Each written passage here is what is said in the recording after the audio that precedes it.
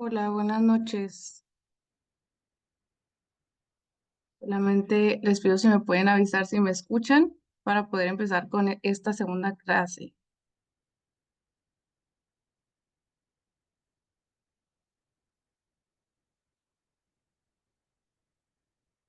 Bueno, pues me presento nuevamente. Yo soy Tamara, residente de primer año de ginecología y obstetricia, y vamos a estar dejando entrar ahí a las personas que se vayan uniendo después. Igualmente la clase ya está siendo grabada para que la puedan ver más tarde cuando ustedes gusten y en velocidad aumentada para que esto sea un poquito más fluido. Entonces, cualquier duda que tengan, ya saben que la pueden poner ahí en el chat o si no, al final de la clase podemos responder dudas. Buenas noches. Muy bien, vamos a ver. Bueno, primero que nada, pues estoy muy contenta de que estén ahorita, otra vez aquí. Ay, no puedo ver. Y el tema de la clase de hoy, pues son cambios fisiológicos del embarazo, del cuerpo de la mujer embarazada. Vamos a tratar de abordar básicamente todos los sistemas, desde las cosas que no te imaginas que vamos a ver hasta lo más obvio como el crecimiento del útero, ¿no? Entonces, esta segunda clase también es muy importante porque las pacientes es sobre esto que te hacen más preguntas y es donde tú vas a poder como discernir si una situación es patológica o si se asocia con cambios normales en un embarazo, ¿no? La cosa más común que sobre todo siempre te van a preguntar ahí en los pases de visita es la biometría hemática. ¿Cuánto tiene de hemoglobina? ¿Cuánto, a partir de cuándo ya es anemia en una embarazada, que no es el mismo valor de corte que en una persona no embarazada, en un adulto joven? Y los leucocitos, ¿no? O sea, que siempre es como, ay, no tiene una leucocitosis, está infectada, después de un aborto subieron los leucos y nosotros pensamos como, no, ya, un aborto séptico, obviamente también hay puntos de corte para esto, pero que sepan que también hay valores como ajustados al estado grávido, ¿no? Entonces, pues vamos a empezar. Voy a, por la calidad de las imágenes, ya saben, voy aquí como que a ocultar mi cámara, pero nos vemos ahorita en un ratito. Espero que disfruten la clase. Muy bien, vamos a ver. Entonces, ya saben que a mí me gusta iniciar siempre con una imagen que nos motive. Esta la encontré hoy y me pareció muy importante recalcar lo que la residencia también es esto, es hacer las cosas con incertidumbre, ser constantes, sobre todo en el estudio, que sepamos que no solamente seguir yendo a la residencia, obviamente sí, o sea, tienes que seguir yendo y todos los días y no faltar para que pases la residencia, pero no solamente hacer eso, sino dar el extra, ¿no? Tener disciplina sobre todas las cosas que hagamos. Siempre vas a estar cansado, sí, sobre todo con cada guardia te vas desgastando un poquito más, pero que te empuje las ganas de llegar a esa meta, ¿no? Que tanto deseas. Probablemente vayas a sentir depresión, te vayas a sentir triste, a lo mejor no llegando a un trastorno como tal, pero sí va a haber momentos de tristeza donde si tú vas a ser foráneo, si te vas a ir fuera de tu lugar de confort, tu familia, pues que sepas que es un proceso complicado, sí, así que te tienes que apoyar de todos lados, de tus compañeros, de tus maestros, de tu familia, aunque sea a la distancia, y que aproveches cada tiempo que tengas fuera del hospital para que hagas cosas que a ti te gusten. Va a haber fracasos, no siempre te van a salir las cosas bien, pero digo, obviamente en medicina no lo puedes aplicar, pero echando a perder se aprende, ¿no? O sea, solamente no se equivoca quien no lo intenta. Entonces, muchas veces a mí las episiotomías se me han prolongado, pero si no las hago, no voy a saber repararlas, entonces tengo que equivocarme, tengo que saber reparar mis errores. Hay que trabajar duro, obviamente, en las guardias, echarle todas las ganas, resolver las dudas que tengamos y hacer las cosas aunque tengamos miedo, ¿no? Entonces, a- ustedes aférrense a su sueño y hay que seguir adelante. Entonces, ahora sí, vamos a empezar.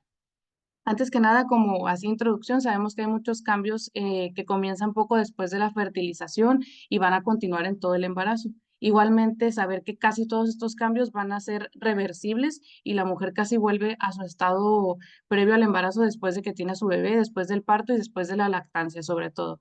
Y todos estos cambios pues van a estar provocados por estímulos hormonales que se provocan desde el cuerpo de la mamá o desde el feto o desde la placenta y que todo el cuerpo en todos los sistemas va a tener alteraciones. Y esto, lo que decíamos antes, va a modificar ciertos criterios para diagnóstico. Es vital saber cómo hacer estas interpretaciones erróneas, o sea, evitarlas.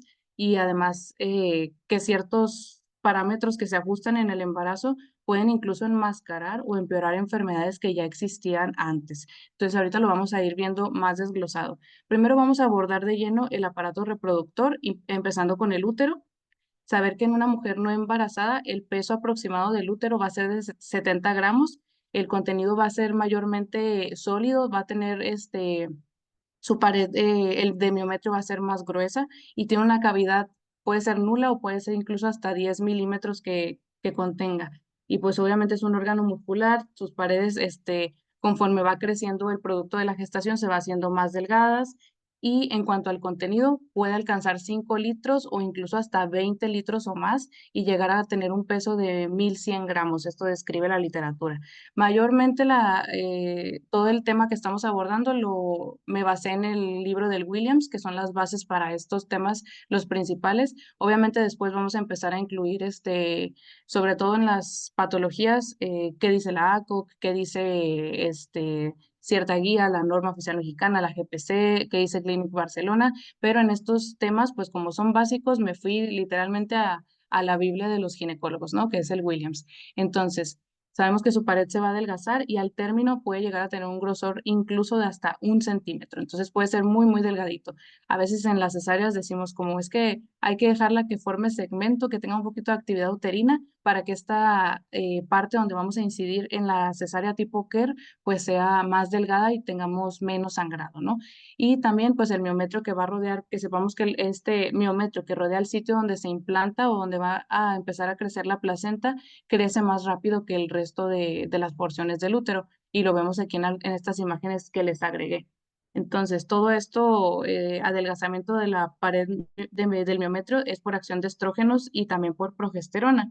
Y también esto puede suceder en embarazos ectópicos. Entonces podemos llegar a ver cómo se va adelgazando la pared del útero, pero no ver un contenido dentro de ella.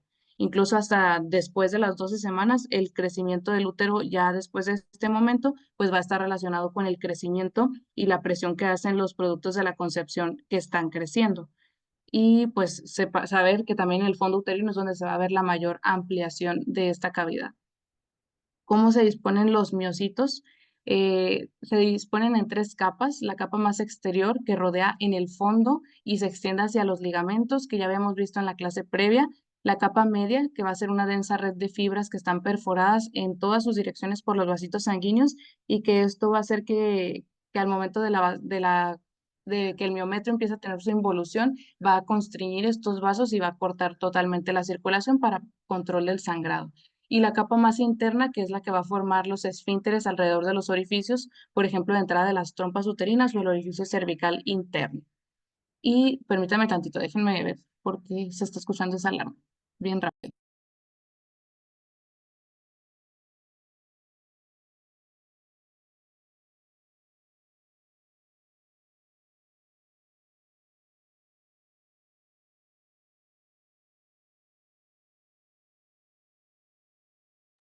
Bueno, ya se está alejando el sonido.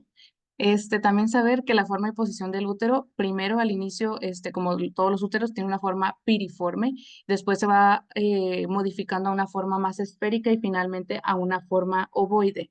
Y ya a las 12 semanas de gestación es donde se empieza a sobresalir el fondo uterino fuera de la pelvis y esto va a provocar que este mismo ascenso sufra una dextrorotación. Es decir, el útero por completo se va a empezar a girar hacia la derecha y esto sobre todo por la presencia al lado izquierdo del recto y el sigmoides, que van a empezar a hacer como pues un efecto de masa y empezar a voltear hacia el útero hacia el lado contrario.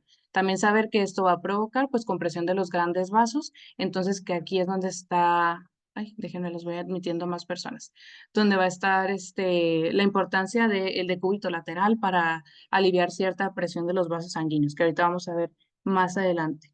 Y ahora sí, vámonos hacia el tema de la contractilidad uterina.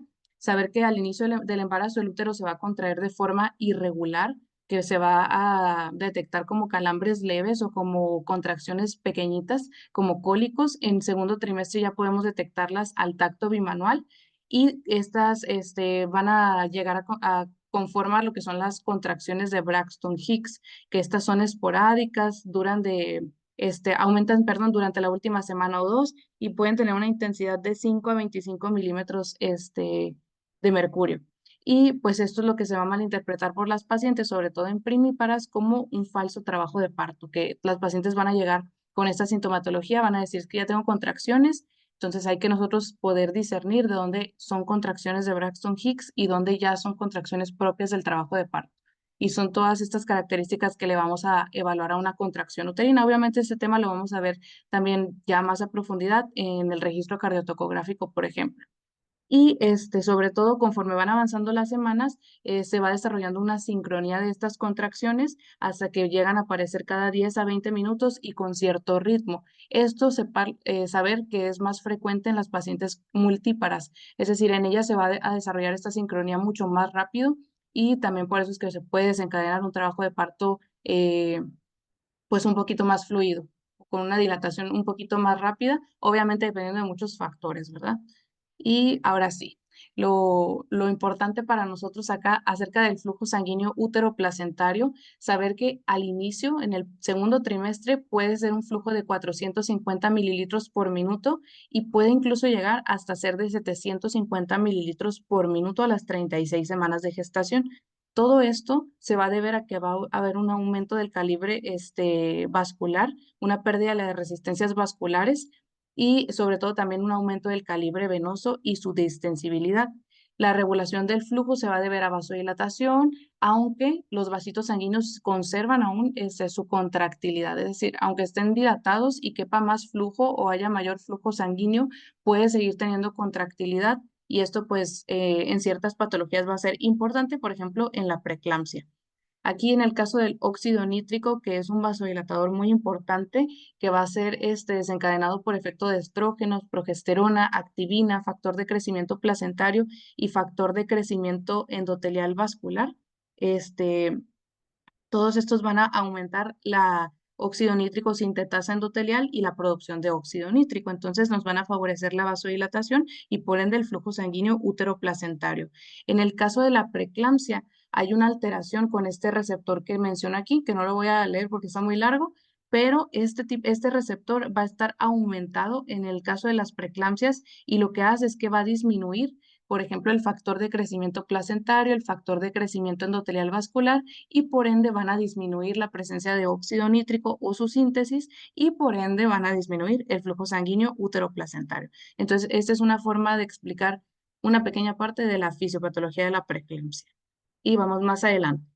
Hablando sobre las resistencias vasculares a los efectos presores de la angiotensina 2 infundida. Es decir, va a haber esta resistencia a esta presencia de esta hormona y otras adipocinas que aumentan también el flujo sanguíneo útero-placentario es, por ejemplo, la semerina, que esta también va a aumentar la actividad de la óxido nítrico sintetasa, sobre todo a nivel de los vasos umbilicales.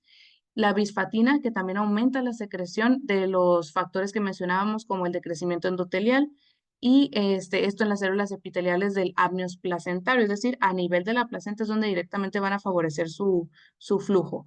La leptina, la resistina, la adiponectina, que también vamos a describir más adelante, entonces aquí no me quise hacer mucho énfasis. Aparte, hay ciertas especies de microRNA que nos van a favorecer la remodelación vascular y la placentación, el flujo sanguíneo temprano para que se pueda desarrollar esta placenta adecuadamente.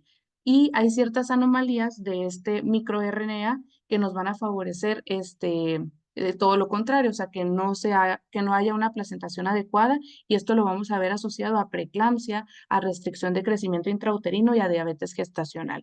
Es por eso que hay alteraciones en el crecimiento fetal asociada a la preeclampsia, asociada a la diabetes, digo, en cierta parte por la alteración molecular del microRNA. Ahora, otra cosa muy importante, el cuello uterino. ¿Qué cambios vamos a ver a este nivel? Primero que nada, a un mes después de la concepción, es decir, a las 4 semanas de gestación, el cuello va a empezar a ablandarse y a obtener un color azulado, que vamos a describir aquí ciertos signos ahorita más adelante. Esto es resultado de que aumenta la vascularización y el edema, aumenta la acumulación de agua en los tejidos, en el líquido extracelular, en la red de colágeno y además va a haber una hipertrofia de las glándulas cervicales. Entonces, el mayor componente del cervix es tejido conectivo y en una pequeña cantidad va a haber músculo liso. Cuando hay una maduración cervical, esto implica que hay una remodelación de este tejido conectivo que va a hacer que se desintegren las fibras de colágeno y proteoglucanos y con esto aumente el contenido de agua y así favorezca el reblandecimiento y por ende la dilatación. Entonces, al inicio del embarazo, esto va a empezar a como edematizarse y también la proliferación de estas glándulas en la unión escamocolumnar va a hacer justamente que pase esto de la imagen inferior, de la imagen rosada, que va a hacer que haya como una inversión del endocérvix. Entonces, esto incluso lo podemos ver, por ejemplo, al momento de hacer especuloscopías para hacer un legrado, por ejemplo, una paciente que llega con un aborto, digamos, 9 semanas. Tú pones el espejo vaginal y vas a alcanzar a ver estos cambios en el cérvix. Déjenme que pongo aquí el puntero para que podamos señalar cuando se ofrezca. Déjenme ver si es este. Ay, ok, ahí lo podemos ver. Ay. Ok, entonces, ¿qué otros cambios vamos a ver aquí? Es que el moco cervical va a empezar a aumentar y va a haber, sobre todo anticuerpos, inmunoglobulinas y citocinas que actúan también como una barrera inmunológica. Además que hay cierta flora vaginal que va a estar en aumento de forma de comensales que va a ayudar a esta misma barrera para evitar la sobrecolonización. Entonces, este tapón mucoso es rico en inmunoglobulinas y nos va a proteger de infecciones vaginales que vayan en ascenso. Y aquí vemos del lado derecho ciertos signos que vamos a encontrar a este nivel, que son signos tempranos de certeza de embarazo. Por ejemplo, el signo de Chadwick, que es esta coloración violeta azulada del cérvix o incluso de las paredes vaginales. Y todos estos demás que describimos, que igual aquí se los dejo en la foto para que luego los puedan revisar. Son preguntados también en los pases de visita, en los exámenes, sobre todo. Ya me tocó a mí en mi primer examen de R1 que me preguntaron todos estos. Y vamos adelante. Ahora, hablando del Papá Nicolau, todas estas células dijimos que son basales, que están cercanas a la unión escamocolumnar, dijimos que van a estar prominentes, van a tener una hipertrofia estas glándulas y esto va a estar inducido por estrógenos. Entontonces, además hay hiperplasias de las glándulas endocervicales y van a tener una apariencia hipersecretora. Entonces, al momento de que nosotros hacemos una citología, podemos incluso llegar a ver una diferenciación poco significativa, o sea, no vamos a poder saber si realmente es una lesión de células atípicas en el Papá Nicolau o si se trata de esta reacción de Arias Stella, que se describe así como estas células agrandadas, edematizadas, con un núcleo más grande y que van a tener poca diferenciación entre ellas. Entonces, esto lo podemos ver en un embarazo normal y por eso hay ciertas semanas donde lo vamos a poder realizar con mayor facilidad. Entonces, pues sí, es saber que a veces podemos encontrar estas células aparentemente atípicas, pero ser una reacción esperada por efecto de los estrógenos en el embarazo. Y ahora, acerca de los ovarios. Saber que la maduración de los nuevos folículos se va a suspender, ya no va a haber ovulación durante el embarazo y va a haber la presencia del cuerpo lúteo que va a durar máximo durante las primeras 6 a 7 semanas de embarazo y después 4 a 5 semanas de la ovulación. Eso también va a contribuir a la formación o producción de progesterona mientras la placenta empieza a generar su propia hormona, ¿no? Entonces, para mantener estable a la reacción decidual y la implantación y todo esto, es importante que el cuerpo lúteo permanezca y que pueda seguir secretando progesterona. ¿Qué es lo que también vamos a encontrar? Una reacción decidual extrauterina.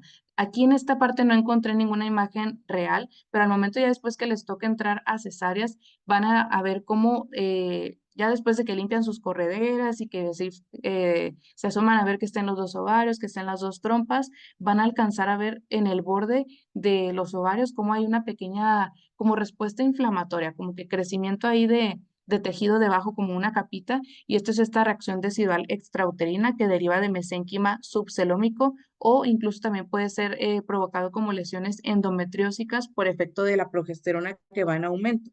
Entonces, ¿qué otra cosa vamos a ver? También un aumento del calibre de las venas ováricas y saber que el diámetro del pedículo vascular, lo vamos incluso a ver un aumento hasta 2,6 centímetros ya al término del embarazo. Entonces, ya cuando nosotros entramos a las cesáreas, alcanzamos a ver cómo la anatomía es más prominente, como que se ven más toscos los ovarios, las trompas y pues no se diga el útero, ¿verdad? Que se ve gigante. Entonces aquí puse una imagen por ultrasonido donde se ve esta reacción decidual que es como una respuesta inflamatoria para que haya una invasión de los tejidos hacia el endometrio, y esto mismo es la reacción que alcanzamos a ver por fuera de los ovarios o incluso puede encontrarse en órganos extrapélvicos. Entonces, pues sí, esa es la parte acerca de los cambios en los ovarios. También es importante hablar sobre la relaxina, que esta es una hormona secretada por el cuerpo lúteo, por la decidua y por la placenta. Está en un patrón similar al que hace la gonadotropina coriónica humana. Esta además se va a expresar en el cerebro, en el corazón y en el riñón. Entonces, ya teniendo esto en contexto, sabemos en dónde va a tener sus funciones, que básicamente va a ser una remodelación del tejido conectivo de todo el tracto reproductivo para que se pueda adaptar al parto, que haya una hemodinámica renal aumentada, que disminuya la osmolaridad sérica para haber un aumento del volumen circulante, que incremente la resistencia arterial para favorecer el flujo sanguíneo a ciertas partes del organismo. Entonces, a pesar también de su nombre, que es relaxina, no confundirla con que esto va a provocar que haya relajación de las articulaciones o más laxitud, sino que pues va a estar relacionada a estos niveles que ya platicamos. No tiene relación con las articulaciones ni nada de esto. Los quistes tecaluteínicos, estas son lesiones ováricas que son benignas y son ocasionadas por estimulación folicular que es fisiológica, pero es exagerada. Es una hiperreacción luteínica y vamos a ver estos ovarios quísticos que mayormente se presentan de forma bilateral, cómo van a estar agrandados y esta reacción pues va a estar ligada marcadamente a niveles súper altos de la fracción beta HCG. Entonces, saber que esto está presente, por ejemplo, en la enfermedad trofoblástica, pero también lo podemos llegar a ver asociado al embarazo sin que haya necesariamente una enfermedad trofoblástica gestacional. Esta también se puede desarrollar con la placentomegalia, saber que de la placenta también es donde se va a formar la gonadotropina coriónica humana. Entonces, si hay una placenta muy grande, va a haber mayor nivel de la beta HCG. Entonces, ¿dónde vamos a ver placentas grandotas? En la diabetes, en la aloinmunización anti-D o isoinmunización RH y en el embarazo múltiple. Entonces, en estos casos específicamente es donde podemos llegar a ver patologías como los quistes tecaluteínicos. Y pues esto se va a asociar sobre todo a preeclampsia, a hipertiroidismo y provocan secundariamente alto riesgo de RCIU y parto pretérmino. Clínicamente, ¿cómo lo vamos a ver? Las pacientes pueden incluso estar asintomáticas, pero también podemos llegar a ver virilización materna hasta en el 30% de las mujeres, que se va a asociar con hirsutismo, con calvicie, con clitoromegalia, esto asociado a altos niveles de androstenediona o testosterona, ¿verdad? Que va a ser secundario a este aumento de la beta-HCG y que se va a autolimitar después del embarazo. Entonces, una vez terminado el embarazo, ya no hay estímulo por beta-HCG, entonces completamente desaparecen estos quistes. Ahora, hablando de las trompas de falopio, si de pronto tienen alguna duda, pueden dejarla ahí en el chat, ¿eh? En cuanto a las trompas de falopio, el miosalpinx va a tener una hipertrofia y aparte el epitelio se va a aplanar. Esto va a favorecer que las trompas básicamente se ocluyan por la hipertrofia del músculo, de la salpinge, y que no puedan transportar más ovocitos hacia el interior de la cavidad uterina. Además, se van a desarrollar estas células deciduales, que es la respuesta inflamatoria en el estroma del endosalpinx. Entonces, saber que esta reacción decidual la podemos encontrar a cualquier nivel. Y pues este agrandamiento de las trompas uterinas puede hacer incluso que se tuerzan, lo cual es muy raro a menos de que haya alguna patología asociada, como para tu área. Entonces, no va a ser tan frecuente, pero sí puede llegar a suceder. En cuanto a la vagina y el periné, vamos a ver mayor vascularización e hiperemia en la piel, en los músculos del periné y la vulva, y el tejido conectivo subyacente se va a empezar a ablandar, lo que platicábamos de la relaxina, que va a favorecer los cambios en el sistema reproductor, tanto externo como interno, para favorecer los cambios del embarazo. Volvemos a mencionar el signo de Chadwick, que dijimos que es la coloración azulada del cérvix y las paredes vaginales, como violáceas y pues saber que va a haber un aumento de la secreción blanca que es espesa, que va a tener un pH más ácido, esto por efecto de aumento de la producción del ácido láctico por los lactobacilos acidófilos de la flora vaginal y además una mayor reserva de glucógeno vaginal que va a predisponer a que haya crecimientos bacterianos y mayor tasa de infección en el embarazo. Entonces, además, la pared vaginal va a tener un aumento de grosor, se va a relajar el tejido conectivo y va a haber una hipertrofia del músculo liso. Entonces, todos estos cambios en el flujo en el embarazo, saber que va a ser más viscoso, pero no debe tener un olor característico o incluso puede tener un olor, pero muy leve, no va a estar específicamente relacionado con algún proceso infeccioso. Acerca del prolapso de los órganos pélvicos, aquí les puse la clasificación, pero ahorita hablando de forma general, pues esto se debe a que el soporte vaginal va cambiando a lo largo del embarazo y hay una marcada distensibilidad, después del parto. Esto por acción de la elastasa vaginal. Puede incluso llegar a provocar síntomas de encarcelamiento que alcanzan a presentarse o desarrollarse entre las 10 y 14 semanas de gestación. Entonces, estar al pendiente de esto nada más. Y que con un mayor crecimiento del útero, pues saber que el útero generalmente va a empezar a hacer una tracción hacia arriba del cuello uterino, entonces esto va a favorecer que no haya este prolapso, pero puede llegar a suceder. Y si el útero persiste en su posición como prolapsada, pues los síntomas pueden llegar a ser más molestos. Esto puede provocar que haya una éstasis urinaria con un cistocele, por ejemplo, y que predisponga a infecciones más frecuentes. Entonces se ha visto en alguna literatura que hay más frecuencia de infecciones vaginales conforme aumenta la paridad de las pacientes. Esto así como forma general, ¿verdad? Pero también puede pasar totalmente lo contrario. Y además se empeora la incontinencia urinaria de estrés, que esta se va a ver hasta en casi el 20% de las pacientes durante el primer trimestre y también cerca del 40% ya durante el tercer trimestre. Esto también asociado a compresión de los ureteros, aumento de las presiones. Esto lo vamos a ver también en la parte del sistema urinario más adelante. Y pues los factores de riesgo asociados a la incontinencia urinaria de estrés es que la paciente tenga una edad mayor a 30 años, sus tejidos están más laxos, que tenga obesidad, o sea, aumento de la presión intraabdominal, que esté asociado al tabaquismo por la destrucción de las fibras de colágeno, asociado a estreñimiento o en caso de diabetes gestacional. Y pues también en ciertos grados de prolapso de cistocele o rectocele, esto puede incluso llegar a provocar un bloqueo en el canal de parto para que no haya un descenso fetal. Entonces tendríamos que vaciarlos o retirarlos del camino, como que reducirlos de forma manual para que podamos favorecer el canal de parto. Obviamente ya en este punto de la vida, casi todo es violencia obstétrica, ya no podemos recomendar lo que son los enemas para vaciar el ámpula rectal. Entonces, este tipo de abordajes pues debe ser muy individualizado con la paciente y platicarlo desde antes. Los cambios en las mamas, vamos a ver un aumento de la sensibilidad o parestesia, sobre todo al inicio del embarazo. Vamos a empezar también a ver desde el segundo mes incluso que empiezan a crecer de tamaño y pueden verse esta red venosa de Haller debajo de la piel, que se ve así como venitas, como la translucencia en la piel.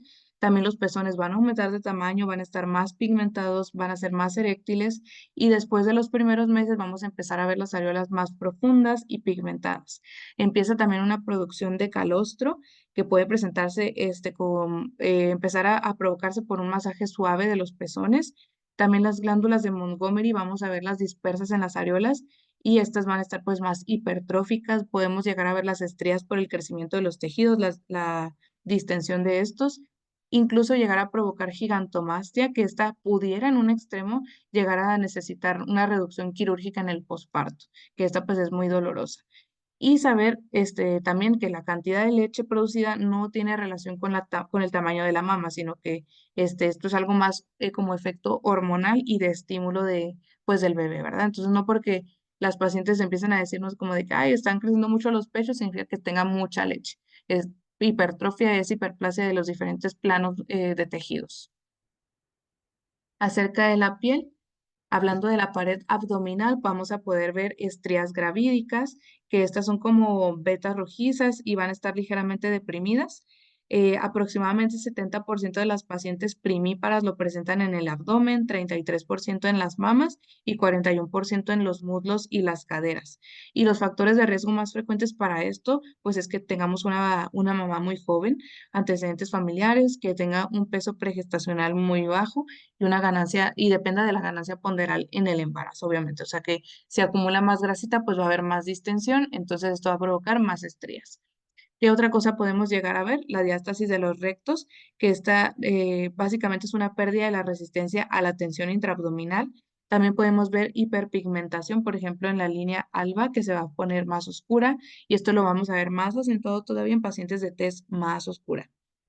Podemos ver el cloasma o melasma que puede aparecer en la cara y el cuello, incluso provocando lo que llamamos la máscara del embarazo, que es como, pues, estas manchitas que vemos en la cara es una especie de, como si fuera el eritema malar, pero en forma de melasma. Podemos ver la hiperpigmentación de las areolas y la piel genital, y esto por un aumento de la hormona estimulante de melanocitos, que además tiene respuesta a los estrógenos y progesterona.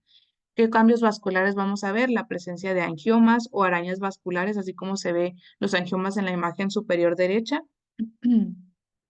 Y eso también puede aparecer en la cara, en el cuello, en el pecho, los brazos. Podemos incluso llegar a ver un eritema palmar, consecuencia de una hiperestrogenemia. Y pues finalmente el fluvio telógeno, perdón, que es una pérdida excesiva de cabello, sobre todo en el puerperio, que va a estar relacionado con los cambios cíclicos del cabello y su respuesta a las diferentes hormonas del embarazo. De cambios metabólicos. Esa es la parte más interesante, es la parte más bonita de la fisiología, que es con lo que vamos a poder explicar ciertas patologías asociadas aquí en el embarazo o cambios que debemos esperar. Saber primero, eso te lo van a preguntar siempre, que en el tercer trimestre la tasa metabólica basal del embarazo va a aumentar hasta 20%. Saber que nosotros vamos a tener pacientes ahí en la toco en trabajo de parto, entonces esto de por sí es como si estuviera realizando un ejercicio extenuante, pues saber que de por sí la tasa metabólica ya está aumentada, por ejemplo, todavía más en el embarazo gemelar, que es un 10% más, o sea, 30%, pues ponerle en trabajo de parto todavía es un desgaste físico mayor, y a veces los pacientes llegan en ayuno y luego todavía están ahí en trabajo de parto todas las horas en ayuno o con dieta líquida nada más. Entonces, saber que también hay que hacer un aporte de glucosa y sobre todo pues por medio de la vía oral.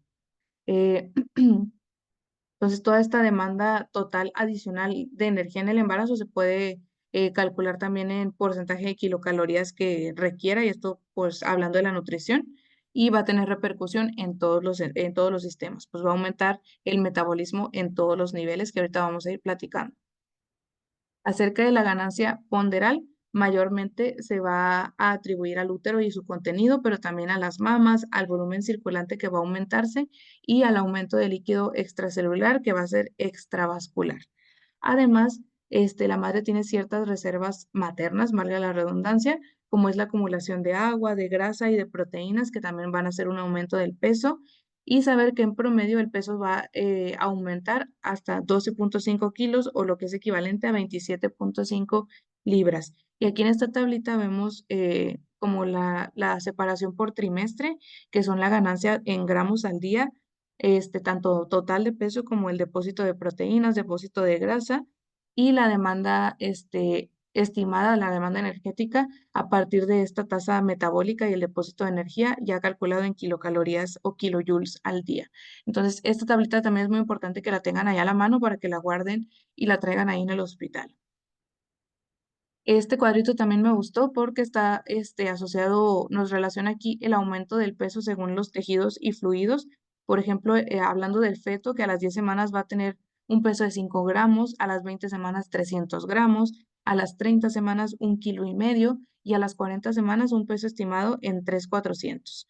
Entonces también la placenta que va a empezar a pesar desde 20 gramos hasta llegar a pesar 650 gramos en promedio, el aumento del líquido amniótico que puede llegar hasta 800 gramos, el útero que casi dijimos que puede llegar a pesar hasta 1,100 gramos, las mamas que sepan que también va a haber un aumento considerable del peso a este nivel, y pues el volumen circulante y las reservas maternas que platicábamos, sobre todo de grasa, ¿verdad? Que va a haber un aumento del peso y en total, como vemos aquí en la esquina inferior derecha, un aumento de hasta 12,5 kilos en total en el embarazo a término.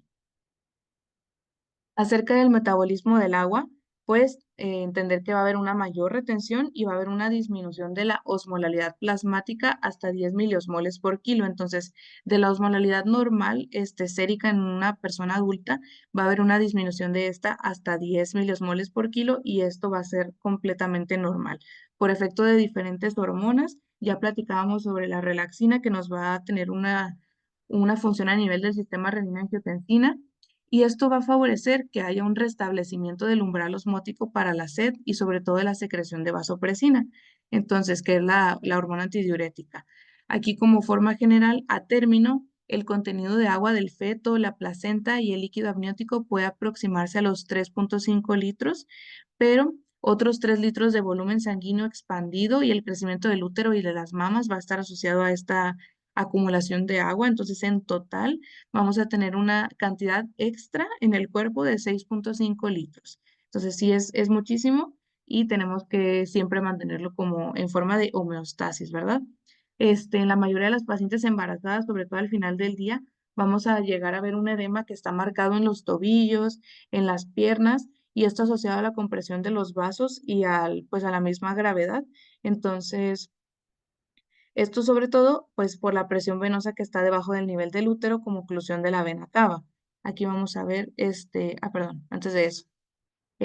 También la disminución de esta presión osmótica que está favorecida o inducida por el embarazo normal va a favorecer este edema.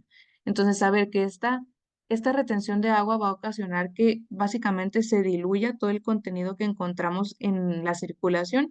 Y hablando de esto, pues las proteínas. Entonces, ¿qué es lo primero que se va a perder? La presión oncótica dentro de los vasos sanguíneos y esto va a favorecer la fuga al tercer espacio, es decir, a los tejidos, al espacio extracelular. Y por eso explicamos el edema.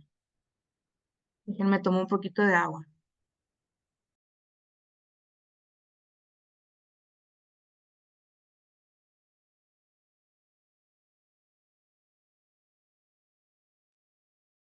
Ahora sí, perdón.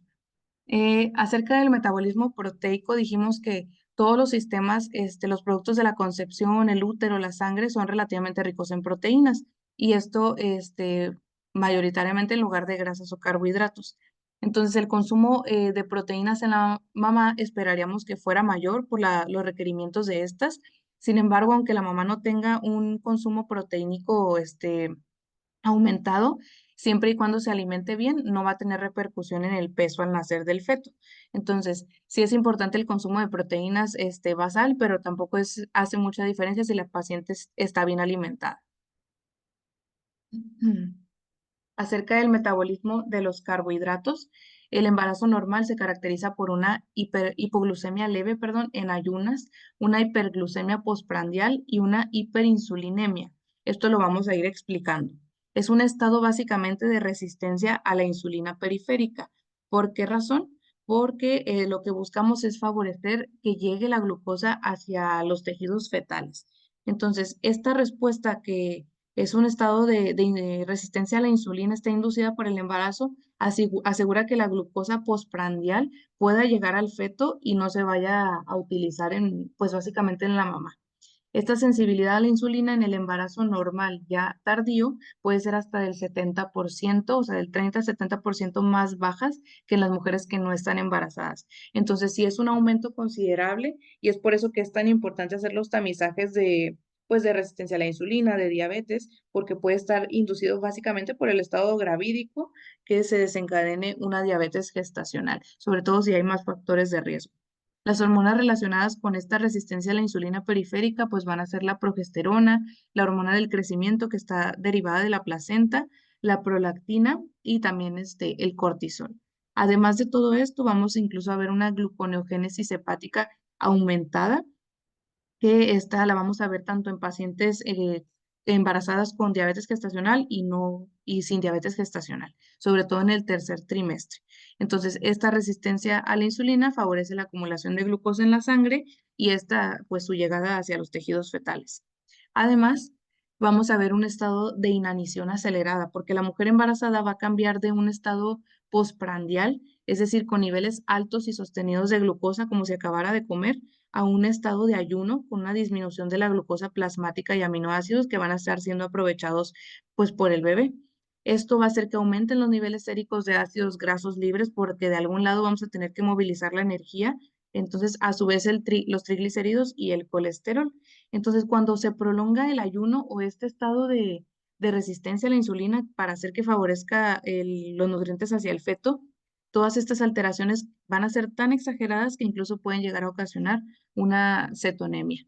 Entonces va a ser básicamente la fisiopatología de la diabetes, de las complicaciones, pero es un estado normal, o sea, para la embarazada es normal. Ella tiene que favorecer el crecimiento del bebé, del feto, ¿verdad? Entonces, sacrificándose a su propia salud. Acerca del metabolismo de las grasas, ya dijimos que van a aumentar las concentraciones de los lípidos, también las lipoproteínas y las apolipoproteínas en el plasma. Este aumento, relacionado con el aumento de la resistencia a la insulina y la producción de estrógenos, es lo que nos va a ocasionar la hiperlipidemia materna.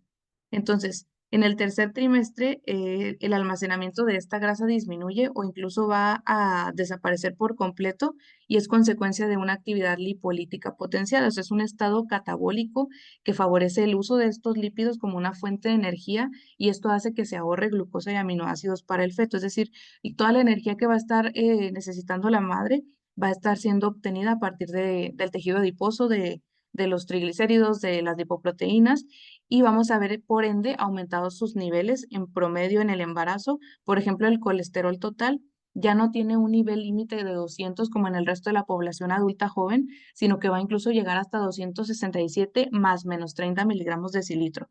Acerca del LDL, 136 más menos 33, HDL 81. Entonces, digo, esto es bueno porque es la lipoproteína de alta densidad.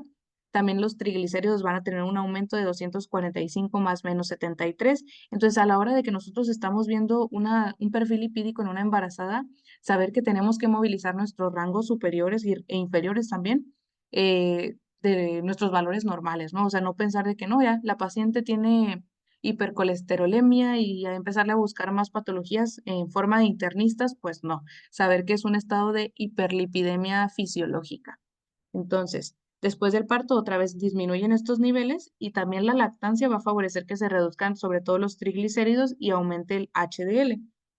Esto es preocupante debido a que esta hiperlipidemia se asocia con disfunción endotelial. Sin embargo, se va a compensar el aumento de las lipoproteínas en general con el aumento del HDL, que va a inhibir la oxidación del LDL, que es el que se acumula dentro de los vasitos sanguíneos. Entonces, básicamente, hay un estado como homeostático entre todos los niveles de las lipoproteínas y va a protegerse el endotelio. Entonces, a pesar de esto, pues sí se ve que aumenta la enfermedad cardiovascular en las multíparas, pero relacionado con la hipercolesterolemia materna, por otros factores más, no solamente por este estado fisiológico. Entonces, la leptina, hablando de esta, perdón, es secretada por el tejido adiposo. Entonces, va a haber mayor cantidad de tejido adiposo, va a haber mayor producción de leptina. Y esa tiene un papel importante en la regulación del gasto de energía y la grasa corporal y la reproducción. Esto porque es importante para la implantación, para la proliferación celular, para la angiogénesis. Entonces, tiene que haber unos valores normales para ayudarnos a que se pueda desarrollar adecuadamente todo el embarazo, todos los tejidos fetoplacentarios. Perdón y su deficiencia, si encontráramos niveles bajos de leptina, esto se va a asociar con una anovulación e infertilidad. Entonces, mientras que algunas mutaciones de esta misma, pues las podemos llegar a ver asociadas con obesidad extrema, porque lo que van a ocasionar, pues es que mayor tejido adiposo, pues nos va a aumentar la cantidad de leptina que ya platicamos.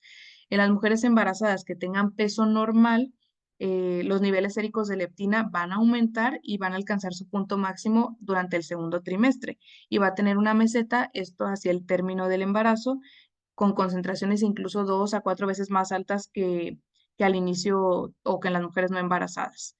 Y en todos los casos, estos niveles de leptina van a disminuir después del parto. Entonces, por esta razón es que se asocia a que haya una producción significativa desde la placenta. Entonces, aparte del tejido adiposo, saber que también desde la placenta se va a producir esta hormona que nos va a ayudar en el metabolismo o en la producción de nuevos vasos, de implantación y de proliferación celular. Además, la leptina fetal es importante en el desarrollo de varios órganos como el páncreas, el riñón, el corazón y el cerebro. Entonces, estos niveles fetales se van a relacionar sobre todo con el IMC materno y el peso al nacer. Y niveles bajos de esta leptina se van a asociar con restricción de crecimiento intrauterino. La adiponectina, hablando de esta también adipocitoquina que le llamamos, Es un péptido que está producido principalmente en la grasa materna, pero no se presenta en la placenta. Esta actúa como una sensibilizadora de la insulina y vamos a ver niveles bajos de esta asociados a la diabetes mellitus gestacional. Entonces, hay ciertos, ay, lo escribí mal, es adiponectina. Me faltó ahí, me sobró una N. La grelina, esta es un péptido que está secretado por el estómago en respuesta al hambre y va a cooperar con factores neuroendocrinos como la leptina en la modulación de la homeostasis energética. También se va a ver expresada desde la placenta y probablemente tiene un papel también en el crecimiento del feto y la proliferación celular. Finalmente, la bisfatina, que este es un péptido secretado, eh, perdón, un factor de crecimiento asociado a los linfocitos B y se produce en el tejido adiposo.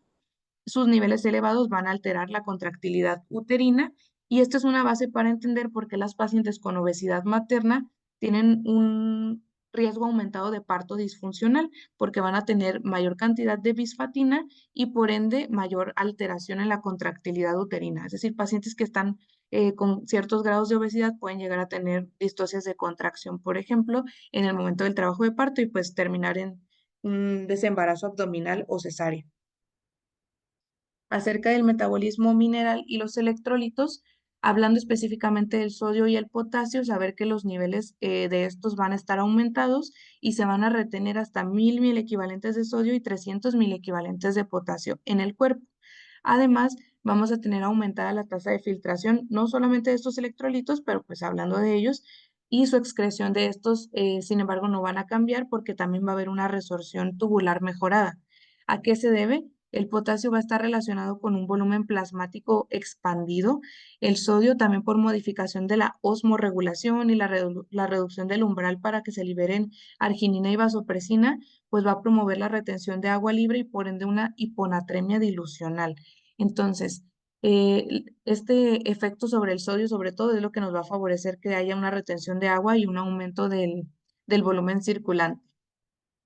Ya les dejo aquí enseguida la imagen de todo el sistema renina-angiotensina para explicar más fácil esto, pero ese ya ustedes lo pueden revisar más adelante. Si no, aquí nos vamos a quedar toda la noche.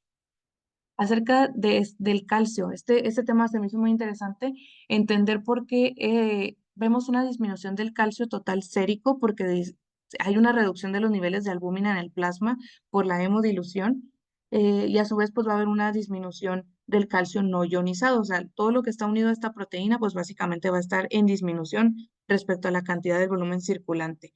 Sin embargo, el calcio no ionizado no va a tener ninguna alteración, este va a permanecer, perdón, el calcio ionizado va a permanecer sin cambios. ¿Esto por qué nos importa? Porque el feto en desarrollo va a tener una demanda aumentada de calcio materno. Entonces, por ejemplo, el esqueleto del feto va a acumular hasta 30 gramos del calcio a término y esto es el 80% de esto se va a depositar en el tercer trimestre.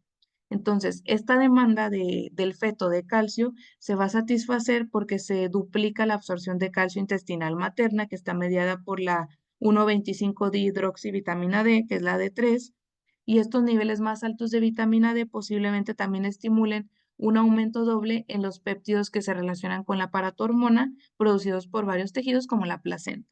Entonces, se requiere que haya una ingesta adecuada de calcio diaria en las pacientes para evitar que haya este agotamiento excesivo de sus reservas y sobre todo en adolescentes embarazadas, ya que en ellas pues vamos a ver que todavía sus huesos siguen en desarrollo. Entonces, si de por sí el feto le va a estar quitando una gran cantidad de calcio, desde sus huesos, desde su calcio circulante, desde todos lados, si ella no tiene una reposición adecuada, pues vamos a tener una descalcificación, una osteoporosis asociada al estado de embarazo. Acerca del magnesio, este disminuye durante el embarazo, igualmente el fosfato se va a mantener y acerca del yodo, en este va a aumentar su requerimiento. ¿Por qué? Porque es un precursor de hormonas tiroideas. Entonces, esto se explica por la imagen que vemos aquí enseguida. Una producción aumentada de tiroxina para mantener el eutiroidismo materno y también transferir esta hormona tiroidea al feto antes de que funcione su propia tiroides va a hacer que se requiera mayor cantidad de yodo para su producción. En segundo lugar, esta hormona tiroidea fetal va a aumentar durante la segunda mitad del embarazo y el yoduro cruza fácilmente la placenta. Entonces, el yodo va a estar cruzando la placenta para que el feto pueda producir su propia hormonas tiroideas y a la vez pues va a estar dejando a la mamá sin yodo, entonces tenemos que consumir mayor cantidad. Y en tercer lugar, pues también va a estar aumentada su tasa de filtración glomerular hasta en el 50% del estado basal. Y aunque la placenta sí puede almacenar yodo, ahorita se desconoce si esto es una forma de proteger al feto para que no tenga un yodo dietético, o sea, obtenido de la madre en aumento o inadecuado. Entonces, la placenta básicamente va a estar secuestrando todo el yodo que se encuentre para prevenir que el feto se quede sin él y a la vez pues dejando desprotegida a la mamá. Y en otro extremo, si nosotros tenemos suplementos maternos que contienen un exceso de yodo, como vemos en esta imagen del lado derecho, en el efecto de Wolff-Chaikoff, todo este exceso de yodo va a ocasionar que se asocie con hipotiroidismo congénito. ¿Por qué? Porque hay una autorregulación en la glándula tiroides para que ya no se produzca tiroxina en respuesta a que hay una cantidad excesiva de yodo. Entonces, esto puede ocasionar un hipotiroidismo congénito, ¿de acuerdo? Para que también lo recordemos. Los cambios hematológicos. Esta es mi parte favorita. Todo el estado del embarazo se va a asociar a una hipervolemia que va a aumentar en promedio del 40 a 45% por encima del volumen circulante de una mujer no embarazada. Esto medido básicamente a las 32 a 34 semanas de gestación. Es un aumento del volumen circulante de forma exponencial que se estabiliza más o menos en estas semanas y en este valor. Y la expansión de volumen es variable. No se puede afirmar que en todas las pacientes aumenta de la misma manera. En unas puede duplicarse, en otros pacientes puede aumentar solo pues de forma mínima. ¿Y qué funciones va a tener que haya una hipervolemia? Pues que las demandas metabólicas del útero que está en crecimiento de su sistema vascular hipertrofiado se satisfacen. También va a proporcionar nutrientes y elementos para el crecimiento de los tejidos fetoplacentarios, va a proteger a la mamá, va a proteger al feto contra efectos del retorno venoso disminuido, tanto en posición supina como en posición erecta y también protege contra efectos de la pérdida sanguínea asociada al parto. Entonces, todo esto es como una forma de prevención de pérdidas, ¿no?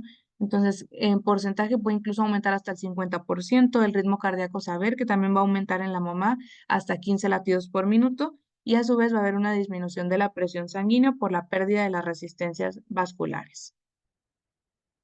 Aquí más detenidamente, así como datos, a las 12 semanas va a haber una expansión del 15% comparado con el inicio del embarazo de este volumen circulante y va a aumentar rápidamente durante el segundo trimestre.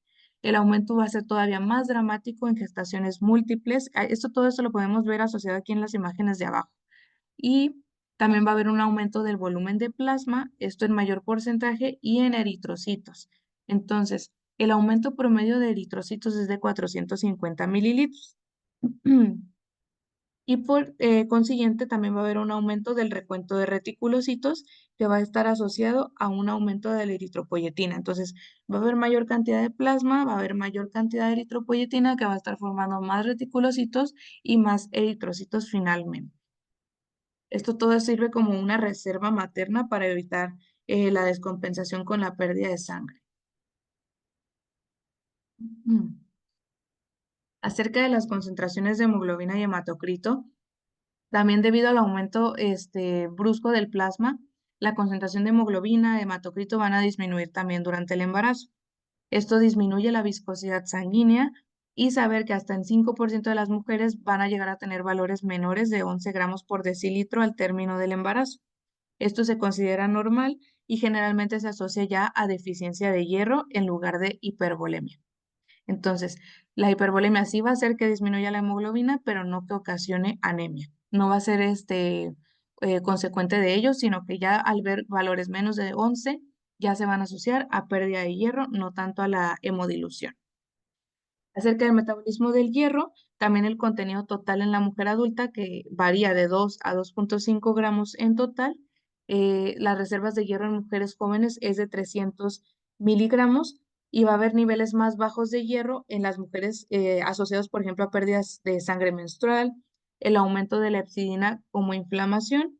Esta hepcidina, si recordamos, forma parte del metabolismo del hierro al actuar sobre la ferroportina en el enterocito para que aumente o disminuya la absorción de hierro a este nivel, o sea, hierro de la dieta.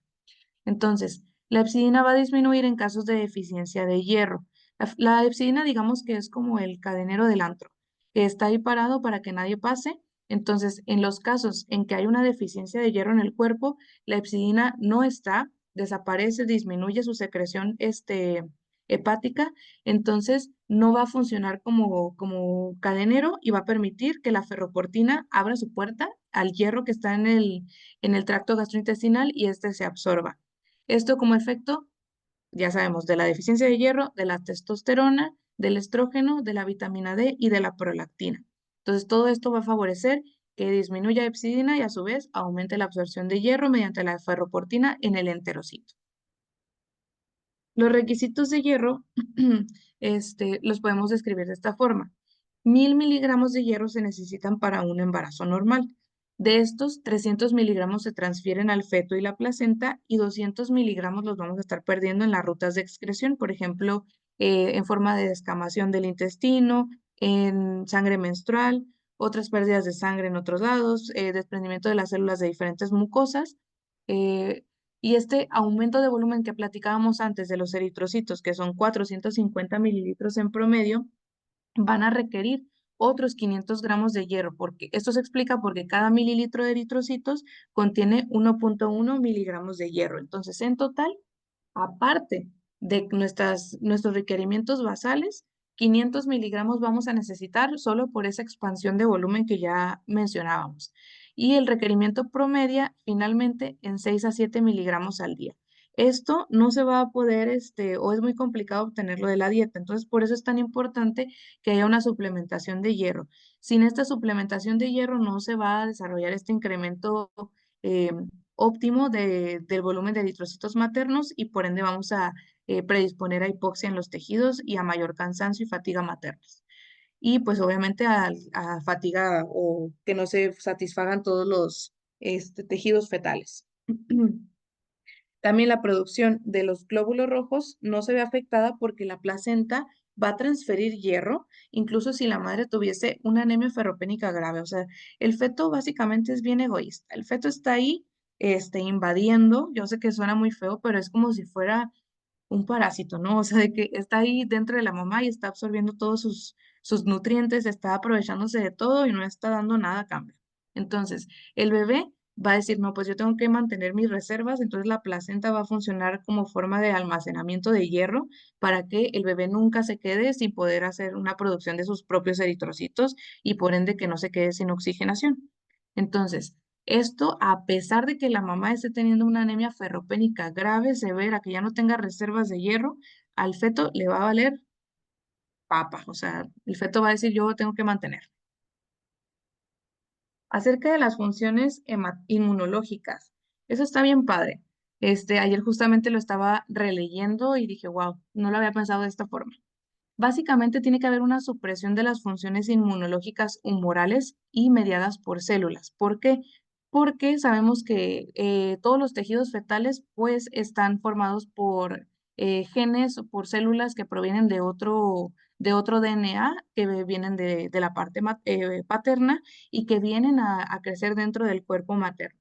Entonces tiene que haber una adaptación inmune, una tolerancia inmune a estas señales que van a desencadenar estos tejidos nuevos o extraños. Y esto permite el alojamiento de este extraño injerto, básicamente fetal, que contiene antígenos de origen materno como paterno. Entonces, hay ciertas áreas del útero que también se consideraban estériles y estas se van a colonizar por bacterias que van a ser comensales que también juegan un papel tolerizante o protector. ¿Por qué? Porque van a ser como si fueran distractores de todos los anticuerpos, la reacción inmune humoral y celular del cuerpo materno hacia los tejidos fetales. Básicamente los distraen, empieza a haber una reacción ahí inflamatoria, pero por estas bacterias comensales, no necesariamente por los tejidos fetales. Entonces, esta adaptación inmune promueve la tolerancia y protección de esta interfaz materno-fetal y esto implica una expresión del complejo mayor de histocompatibilidad en el trofoblasto, que es básicamente una insignia que identifica al yo. Así venía justamente en el Williams y me gustó cómo lo describía. Este, ¿Por qué? Porque la existencia de este complejo de histocompatibilidad mayor es lo que va a iniciar la respuesta inmune. Entonces, al detectarse este complejo como extraño, pues lo va a empezar a atacar por medio de la respuesta celular. Si las células del trofoblasto expresan esta forma de complejo mayor de histocompatibilidad que no varía entre individuos, es decir, estos antígenos que les dejo aquí, que es el antígeno leucocitario humano clase 1B, que incluye al E, al F y al G. La expresión de estos antígenos leucocitarios hace que el reconocimiento de estas células por los linfocitos natural killer de la decidua inhiban su actividad y promuevan la inactividad inmune. Entonces, básicamente, la presencia de este complejo mayor de histocompatibilidad que no varía entre individuos va a hacer que los natural killer, los linfocitos T de este tipo, los reconozcan y básicamente digan como, no, creo que esto es nuestro, no hay que atacarlo, hay que permitir que siga creciendo. Y otra cosa tenemos que ver también, esta adaptación inmune que promueve tolerancias también proviene de cambios en subpoblaciones de los linfocitos T, sobre todo los CD4 en el embarazo. La supresión de estas células linfocitos T helper 1 y las linfocitos T citotóxicas 1 provoca disminución de las diferentes citocinas proinflamatorias como la interleucina 2, el interferón alfa y el factor de necrosis tumoral, que favorecerían un estado inflamatorio y pues por ende de respuesta celular. Entonces, debe haber un cambio de estos linfocitos TH1 a los linfocitos TH2, como que se desplaza la inmunidad de uno hacia otros, para que los uno ya no tengan acción y los dos, pues básicamente sí.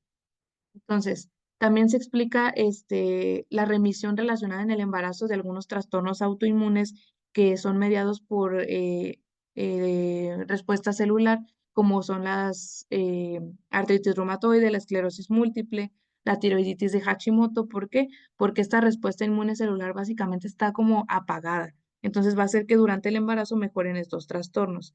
Sin embargo, toda la inmunidad mediada por los linfocitos TH1 se desplaza hacia los mediados por TH2, que básicamente aumentan en contrario a las interleucinas 4, 10 y 13, que promueven la inmunidad humoral o basada en anticuerpos. Entonces, ¿qué enfermedades son las que vamos a ver empeoradas durante el embarazo? Una muy característica es el lupus, que vamos a ver de forma más activa. ¿Por qué? Porque va a haber una mayor cantidad de respuesta inmune humoral o mediada por anticuerpos favorecida por el estado gravídico. Entonces, esto a su vez, pues no solamente actúa en la membrana fetoplacentaria, sino en todos los niveles. Entonces, va a haber este empeoramiento de esta patología, por ejemplo. Acerca de los leucocitos, también vamos a ver un conteo más alto de ellos en el embarazo, aproximándose hasta 15.000 por microlitro, y durante el trabajo de parto y el puerperio temprano pueden llegar a tener valores hasta de 25.000 o más. Sí hay pacientes que llegan a tener un poquito más que esto y es completamente normal. En ocasiones nosotros pedimos su biometría hemática de control, si se van a quedar en vigilancia por el puerperio quirúrgico después de una cesárea, pues a ver qué son mínimo 48 horas de vigilancia, pues entonces en ese tiempo aprovechamos para tomar una de control y que nos quedemos también pues más tranquilos. ¿Esto por qué sucede? Probablemente por reaparición de leucocitos que antes estaban desviados en circulación colateral. Acerca de los marcadores de inflamación. Muchas veces pedimos marcadores inflamatorios. ¿Por qué? Porque queremos evaluar otros trastornos que ocasionarían su aumento. Pero en el embarazo estos van a estar ya de por sí aumentados, entonces no podemos usarlos como factores diagnósticos o de descarte de ciertas patologías. Por ejemplo, la fosfatasa alcalina de los leucocitos la usaríamos para evaluar trastornos proliferativos mieloproliferativos. Estos también se van a ver elevados al principio del embarazo y pues no podemos usarla básicamente, por ejemplo, para hablar de patología vesicular, de vesícula biliar, hablando de eh, distensión de la vía biliar, pues no la podemos usar como un factor para discriminar o no cierta patología. La proteína C reactiva, que también la vamos a ver aumentada en respuesta a trauma o inflamación del tejido, en el embarazo también va a estar aumentada porque el embarazo es un estado proinflamatorio. La velocidad de sedimentación eritroglobular, esta también la veríamos aumentada por efecto de niveles aumentados de globulinas plasmáticas y el fibrinógeno, que es propio del embarazo. También hay factores del complemento como C3 y C4 que van a estar aumentados en segundo y tercer trimestre, y la procalcitonina, entre algunos otros más, que también va a estar aumentada en tercer trimestre y en los primeros días postparto. Por ejemplo, la procalcitonina, que la usaríamos para, no sé, ciertas infecciones como factor pronóstico para saber cuándo podemos suspender el antibiótico, pues en este caso la vamos a ver aumentada siempre. O sea, no la podemos usar como un factor discriminativo ya, otra vez. Acerca de la coagulación y la fibrinólisis, el estado del embarazo básicamente es un estado procoagulante. Todo va a estar aumentado, tanto los factores de coagulación como los que favorecen la fibrinólisis, pero va a haber un aumento ligeramente mayor de todos los que favorecen la coagulación. Aumentan todos los factores, a excepción del factor 11 y 13, y esta procoagulación va a ser asociada a un aumento de la trombina que va a ser de forma progresiva. El fibrinógeno en la mujer no embarazada tenemos un valor promedio de 300 miligramos de cilitro, que va desde 200 a 400 en promedio, pero en las mujeres embarazadas lo vamos a ver aumentado hasta en el 50%. Y esto sobre todo al final del embarazo, teniendo valores hasta de 600 miligramos de cilitro. ¿Para qué vamos a usar el fibrinógeno? Nosotros lo usamos como un factor de pronóstico de hemorragia obstétrica. Después también lo vamos a platicar. Entonces, se vale medirlo, pero si vemos valores muy disminuidos o muy aumentados, pues también saber hacer este ajuste por el propio estado de embarazo. Entonces, sí, de forma general, vamos a tener un estado procoagulante, y aquí en esta tablita de la parte inferior derecha, pues vemos los valores asociados al embarazo en comparación con las pacientes no embarazadas, para que lo tengamos ahí como referencia.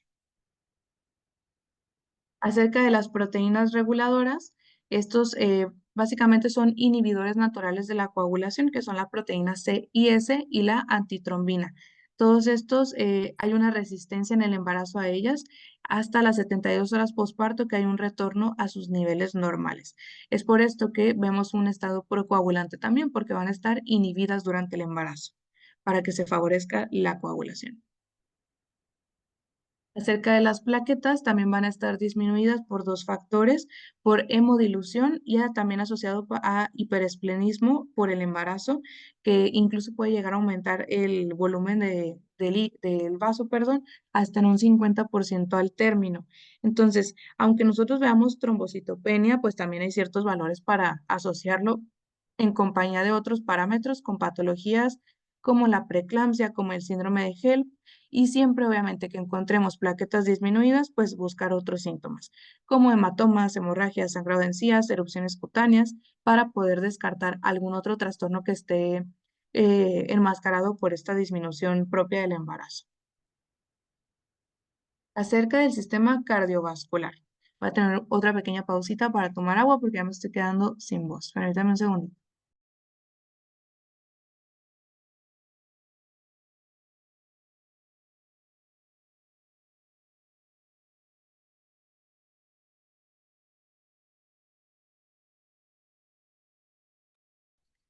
Listo. Justamente acabo de ver la pregunta que habían dejado, perdónenme. Yo diciéndoles que me pregunten y no me di cuenta. Me preguntaban acerca de si al edema asociado al embarazo se le deja evolucionar. Esto lo podemos asociar a diferentes patologías, por ejemplo, a la preeclampsia, que el edema es uno de los datos también de severidad.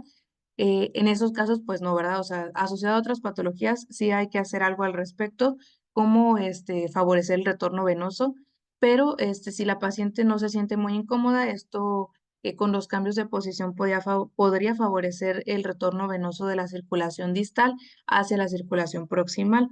Por ejemplo, recomendamos a las pacientes que se pongan en decúbito lateral, que hagan ciertos ejercicios con sus piernas para ayudar a que la misma contracción muscular de los gastrocnemios, de los chamorros, pues ayuda a que la misma circulación o desplace este líquido hacia partes más superiores del sistema.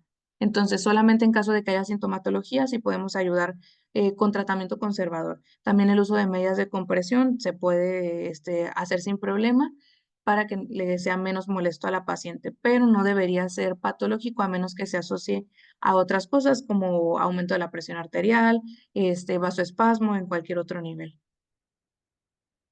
Entonces, el sistema cardiovascular, todos los cambios en este nivel Perdón. Van a ser aparentes en las primeras 8 semanas de gestación. Antes de este tiempo no es tan probable que podamos valorarlo en las pacientes. Va a haber un aumento del gasto cardíaco, incluso desde la 5.ª semana de gestación lo describe la literatura, y una resistencia sistémica reducida, decíamos ya, que justo eso es lo que explicaba del edema y de la distribución del volumen circulante. El aumento de la frecuencia cardíaca, que puede ser hasta 10 latidos por minuto, incluso 15 latidos por minuto, sobre todo entre las semanas 12 y 16, también por efecto en este punto del aumento máximo, el pico máximo de la beta-HCG, que también puede tener un efecto a nivel tiroideo, entonces aumentando la frecuencia cardíaca, este mimetismo que tenemos de esta eh, gonadotropina coriónica humana con la TSH. Y también entre las semanas 32 y 36. ¿Qué más vamos a ver? Una disminución de la presión arterial a las 6 a 7 semanas y una expansión del volumen de plasma y aumento de la precarga que inicia a las 10 y 20 semanas de gestación. Entonces, nosotros pensaríamos que por aumento del gasto cardíaco veríamos un aumento de la presión arterial, sin embargo, no, esto está mediado por la disminución de las resistencias periféricas para evitar justamente esto, que llegue con mayor fuerza la sangre a la unión útero-placentaria y que esto vaya a tener repercusión en el crecimiento fetal como respuesta refleja de vasoconstricción a este nivel, que por ejemplo en la preeclampsia lo vemos asociado a restricción del crecimiento intrauterino, justamente por alteración de la vasculatura en esta unión, ¿no? De la placenta hacia el feto. Entonces, ¿qué más vamos a ver? A nivel del corazón, el corazón, pues, por el aumento del contenido abdominal, se va a ver desplazado hacia la izquierda y hacia arriba. Entonces, podríamos ver en rayos X una silueta cardíaca más grande. También un derrame pericárdico benigno hasta cierto punto es permisible. Vamos a ver incluso cambios en el electrocardiograma. Esta imagen la encontré así como rápida, pero no describe todos los puntos.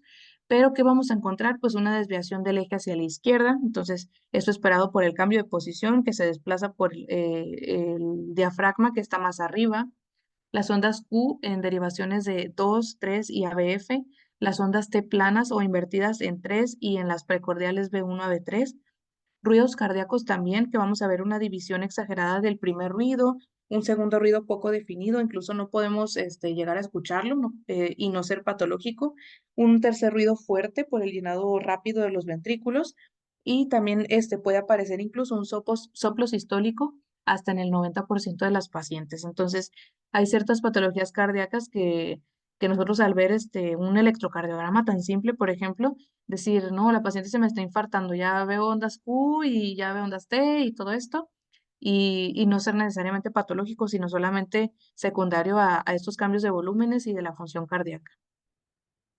El gasto cardíaco entre las semanas 26 y 30 va a aumentar hasta 20%. Posteriormente, déjenme ver, alguien preguntaba algo en el chat. Ah, que si hay el electrocardiograma en ginecología, la verdad es que no es tan frecuente. Yo no había revisado como tal el tema del electrocardiograma en ginecología, pero sí es importante que lo sepamos, sobre todo en pacientes ginecológicas. A nosotros nos pasa, y yo aprovecho aquí para platicar, con las pacientes que tenemos en toco que van, por ejemplo, para protocolo de laparotomía exploradora por algún tumor anexial o alguna cosa similar, pues les hacemos un protocolo prequirúrgico en las pacientes que son mayores de 40 años, 45 años, que tienen enfermedades asociadas. Entonces, es el electrocardiograma y los rayos X del tórax. Ya me ha pasado que pues yo así como que les digo a mis internitos que me ayuden tomando el electro y se me olvida revisarlo porque yo ya estoy enfrascada en que yo a lo ginecológico nada más y se me olvida. Y de repente sí me sacan así el electro y me dicen de que, este, como que está bien, o sea, de que está bien tomado, está bien el electro de la señora, y yo dije, ay, no, no me acuerdo, pero pues son cosas que tenemos que seguir repasando.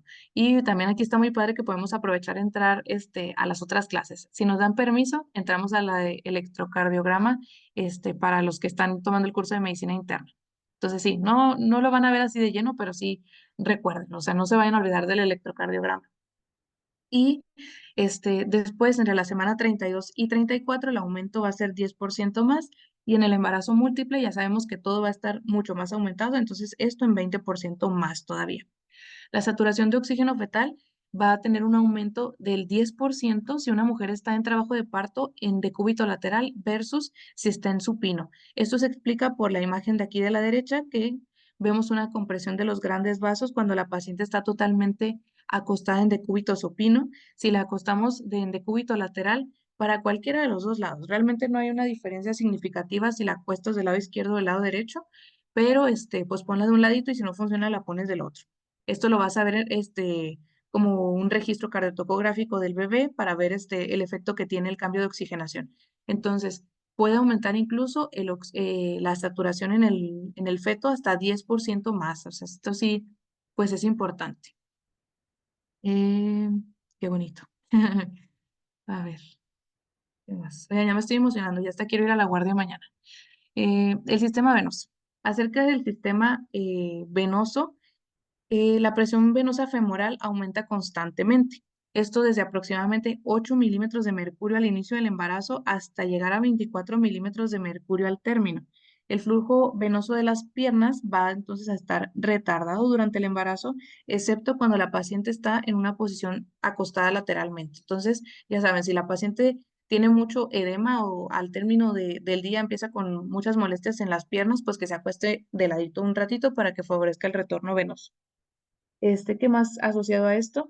El estancamiento de sangre, pues lo vamos a ver en las extremidades inferiores durante el embarazo tardío, sobre todo por oclusión de estas venas pélvicas y de la vena cava inferior, por el útero que está pues aumentado de tamaño. ¿Esto que nos va a provocar? Edema, venas varicosas tanto en las piernas como en la vulva, a veces en el momento de la atención del parto, ya que tenemos a la paciente en posición ginecológica, podemos ver todas estas como tortuosidades a nivel de la vulva, de los labios mayores, y cómo después de que sale el bebé y de que empieza a haber una involución uterina, empieza a verse cómo disminuye de tamaño, cómo disminuye el edema a nivel vulvar. Y sí, es muy evidente. ¿Qué otra cosa vemos? También las hemorroides y las trombosis venosa profunda, que también va a ser pues muy importante en las embarazadas. Entonces, todo esto se puede asociar también a hipotensión supina o el síndrome hipotensor supino. ¿Por qué? Pues por disminución del flujo o del retorno venoso. Hablando sobre el sistema renina-angiotensina, aldosterona y el volumen plasmático, este eje va a estar involucrado en el control de la presión arterial por el equilibrio del sodio y del agua. Entonces, todos los componentes de este sistema van a tener niveles más aumentados en el embarazo normal. Por ejemplo, la renina, que está producida en el riñón y también en la placenta, además en el hígado materno y fetal hay mayor cantidad de sustrato para esta, que es el angiotensinógeno. Vamos a ver en el embarazo una refractariedad vascular a la angiotensina 2, que está relacionado directamente como efecto secundario a la progesterona. Entonces, el aumento de progesterona hace que los tejidos tengan una refractariedad a la angiotensina 2, es decir, que no haya una vasoconstricción. Entonces, esto favorece la vasodilatación vascular en todos los niveles y sobre todo a nivel de placenta. Por eso aquí se secreta la renina, pero a su vez, pues hay una compensación por esta resistencia vascular al efecto de la angiotensina. Y esta se va a perder a los 15 a 30 minutos después del alumbramiento. Entonces, por eso es que decimos que tiene un efecto directo sobre la placenta, porque al momento en que sale esta, ya no vamos a tener este efecto vasodilatador tan marcado.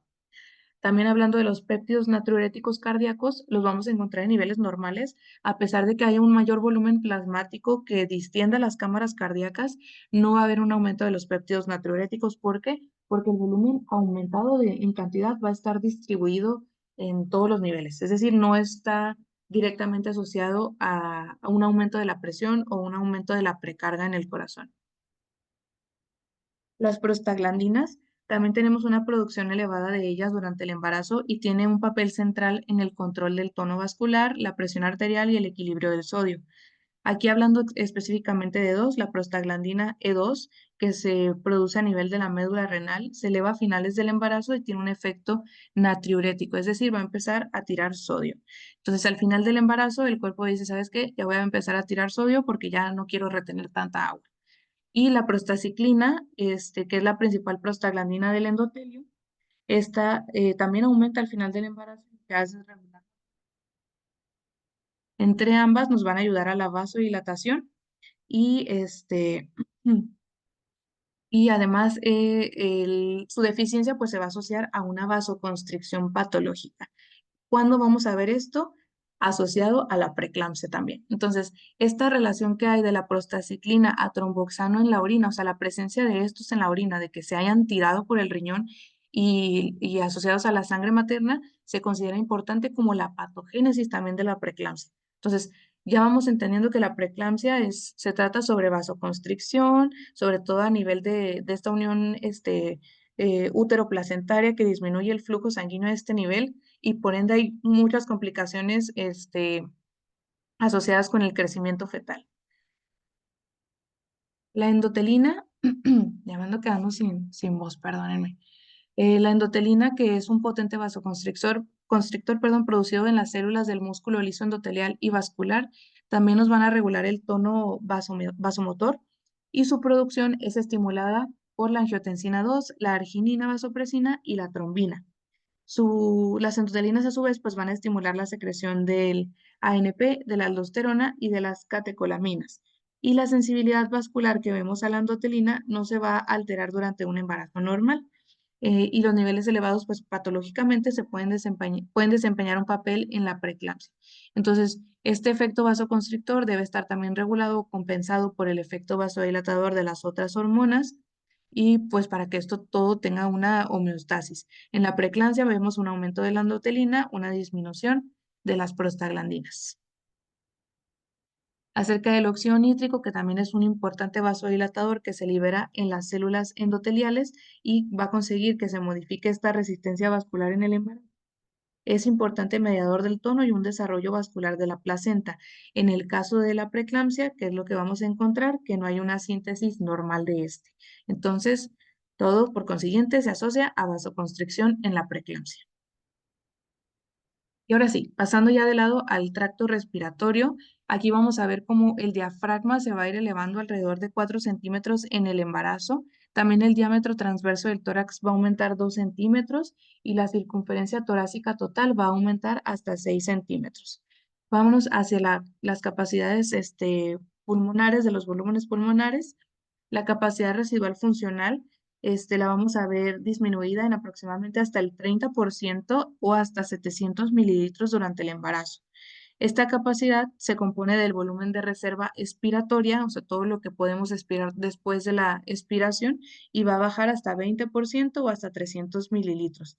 Y todo el volumen residual o que queda en los pulmones también va a disminuir hasta 25% o hasta 400 mililitros. Entonces, la capacidad residual funcional y el volumen residual van a disminuir progresivamente durante el embarazo debido a la elevación del diafragma. ¿Por qué? Porque los pulmones ya no van a tener esa capacidad de distensión como tenían antes.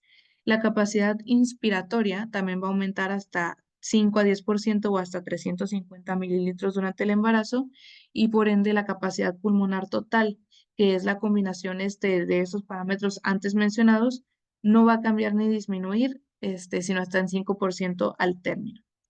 Entonces, la frecuencia respiratoria es esencialmente la misma porque el volumen tidal y la ventilación mínima van a aumentar a medida que avanza el embarazo. Déjenme tomar más agua. Me están dejando sin voz, oigan.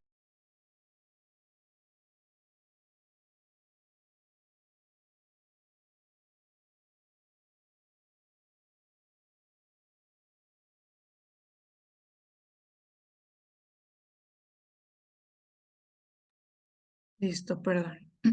Espero que tengan ustedes también ahí su cafecito para estar tomando. Eh, Acerca del consumo de oxígeno, este va a aumentar cerca del 20% durante el embarazo y 10% más en el embarazo múltiple. Y durante el parto, este consumo de oxígeno puede llegar a ser hasta el 60% mayor. Entonces, saber que sí es una descarga energética muy importante el trabajo de parto y por ende las pacientes pueden tener hasta datos de hipoxia o como tetania por la distribución del calcio secundario a este efecto del oxígeno.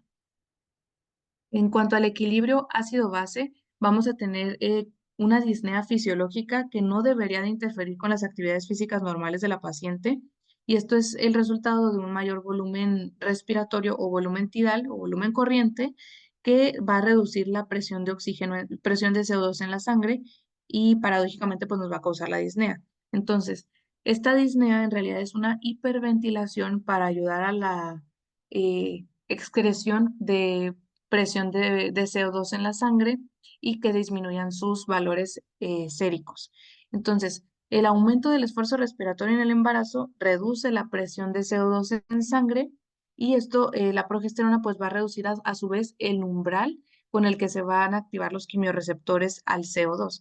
Entonces, como compensación a esta alcalosis respiratoria que se produce por hiperventilación, va a haber una disminución de los niveles de bicarbonatos séricos desde un valor de 26 hasta 22 milimoles por litro.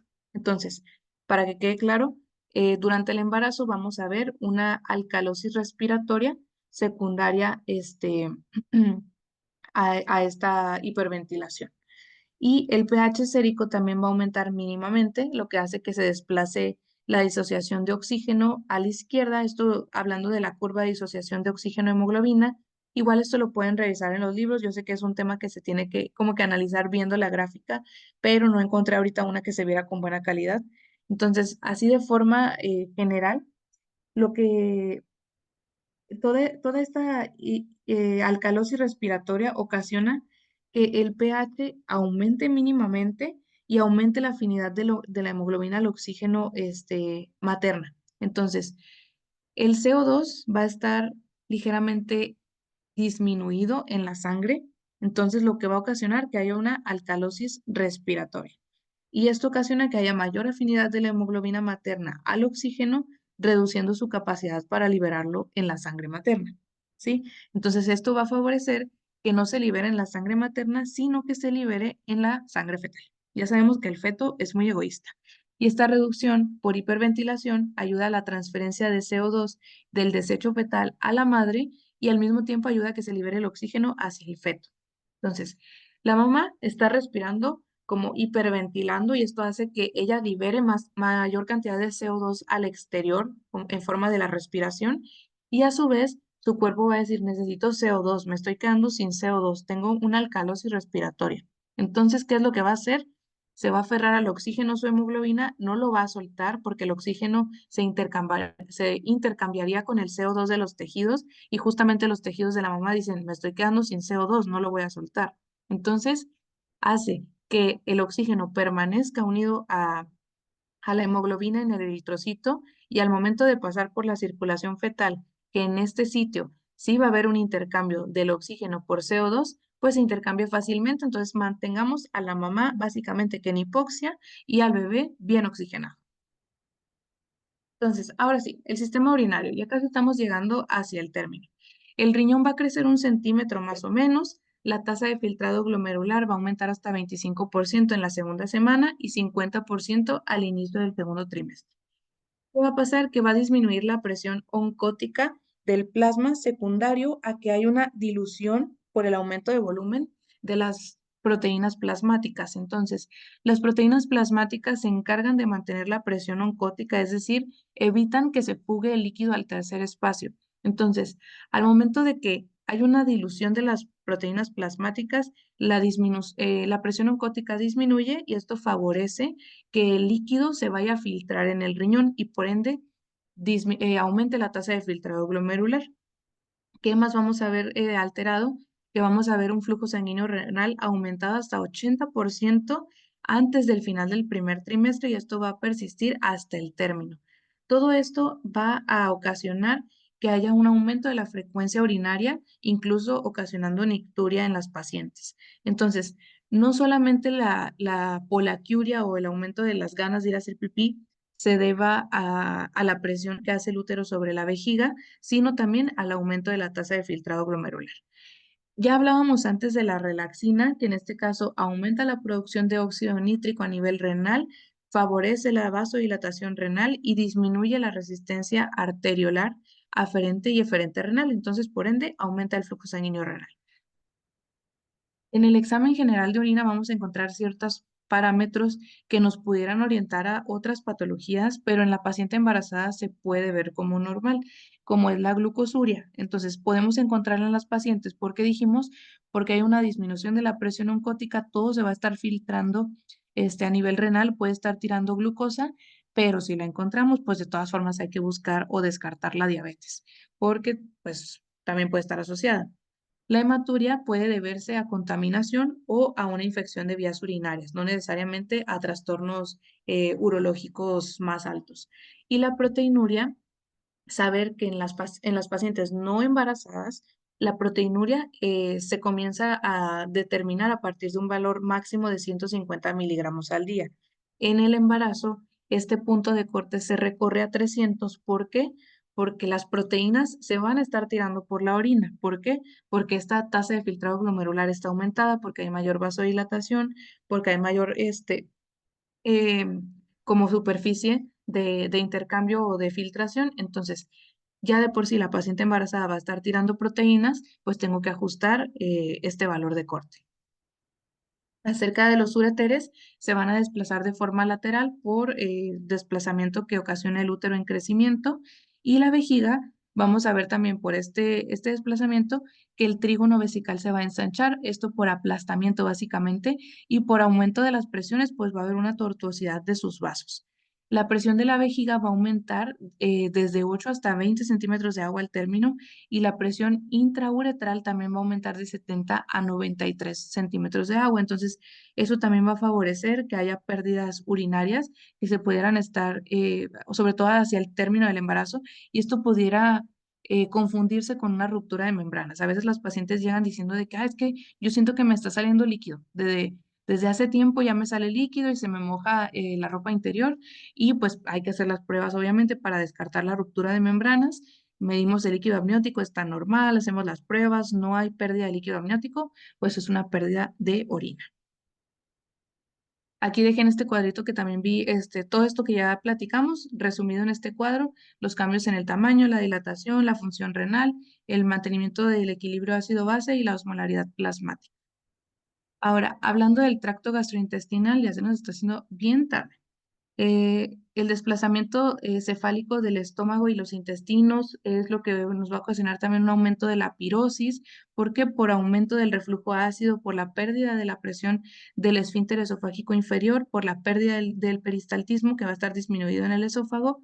Y también podemos encontrar, por ejemplo, alteraciones en el sitio del apéndice, que la vamos a encontrar incluso hasta el nivel del flanco derecho o más arriba todavía. Entonces, sobre todo hacia el término del embarazo. Entonces, ese punto de McBurney, aunque la paciente tenga clínica de apendicitis, no te va a referir el dolor como una apendicitis normal. Entonces, saber todo esto para saber dónde buscar ciertos signos. ¿Qué más nos va a ocasionar de alteraciones en el tracto gastrointestinal? Pues que haya hemorroides por el estreñimiento, por la presión elevada de las venas rectales, que en el hígado haya un aumento del flujo sanguíneo venoso portal y arterial hepático, y esto a su vez va a ocasionar que haya valores elevados de fosfatasa placentaria, que la vemos como un aumento de la fosfatasa alcalina total, que ya dijimos no podemos usar como una prueba de inflamatoria. También vamos a ver niveles ligeramente menores de las transaminasas y de las bilirrubinas. También la albúmina sérica disminuye, que ya habíamos platicado. La vesícula biliar va a tener una reducción en su contractilidad y también contiene un mayor volumen residual. Entonces, esto va a favorecer la formación de litos, y como ya vimos que en el embarazo va a haber un aumento de los niveles de colesterol, pues son los que mayormente vamos a encontrar. Litos de colesterol, y sobre todo en pacientes multíparas. Hasta en 8% de las embarazadas vamos a ver la presencia de estos litos. Acerca del sistema endocrino, vamos a hablar de la hipófisis primero, que esta va a tener un aumento de tamaño hasta del 135%, entonces puede tener una clínica, incluso hasta comportarse como un macroadenoma, que es la compresión del quiasma óptico y por ende la reducción del campo visual. Esta puede llegar a medir hasta 12 milímetros en los primeros días postparto y va a alcanzar su tamaño normal ya 6 meses después del mismo. Entonces, todos estos cambios los podemos encontrar, no necesariamente se va a asociar mayormente al desarrollo de macroadenomas del embarazo, pero sí saber que puede presentarse. La hormona del crecimiento, a las 6 semanas inicia su secreción desde la placenta, desde el sincito trofoblasto, y a la semana 20 se va a volver la principal fuente de esta, entonces favoreciendo obviamente el crecimiento de los tejidos. Y en el líquido amniótico también va a empezar a encontrarse máximo sus valores mayores, perdón, a las 14 a 15 semanas y va a tener una disminución de forma lenta hasta valores normales a la semana 36. Esto influye en el crecimiento fetal a través de regulación positiva del factor de crecimiento insulínico tipo 1 y niveles altos de este se van a relacionar con el desarrollo de preeclampsia. Entonces, todo está relacionado aquí. Acerca de la prolactina, tenemos una concentración 10 veces mayor al término del embarazo y disminuye tras el parto a pesar de que ya haya iniciado la lactancia. La lactancia materna lo que va a generar es que haya una secreción pulsátil que es respuesta a una estimulación de lactante, o sea, de succión. También, ¿qué es lo que va a ocasionar la prolactina? Que haya un incremento de los receptores de estrógeno y prolactina en las células del epitelio glandular y alveolares de la mama y promueve la síntesis de RNA de las células alveolares de la mama, la galactopoiesis y la producción de caseína, lactoalbúmina, lactosa y lípidos. Todo esto contenido en la leche materna. Saber que la decidua uterina también es un sitio de síntesis de prolactina que se encuentra en el líquido amniótico. Acerca de la oxitocina y la hormona antidiurética, esto lo vamos a abordar en el tema de inducto-conducción del trabajo de parto, entonces ahorita no me quise meter mucho, pero que sepan que también forma parte y también va a haber una alteración de estas. Acerca de la tiroides. Hablando de la tiroides, recordamos que la hormona de esta tirotropina es liberada desde el y esto va a estimular a las células de la hipófisis para liberar tirotropina, que es la TSH. Entonces, no va a haber un aumento de la TRH en el embarazo, pero sí va a cruzar la placenta y va a estimular a la hipófisis fetal.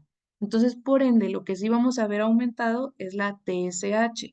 Ya platicábamos antes que la TSH y la gonadotropina coriónica humana tienen una subunidad alfa en común, entonces tienen esta última tiene una actividad tirotrópica. ¿Qué es lo que va a ocasionar? Que aumente la producción de hormonas tiroideas hasta en un 100%. Entonces casi va a estar al doble. Desde 40 a 100% puede aumentar esta producción.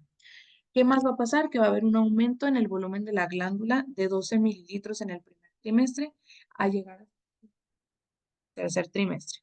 Además, en el primer trimestre también aumenta la proteína transportadora, que es la globulina fijadora de tiroides, y va a tener su a 20 para después estabilizarse hasta el resto del embarazo.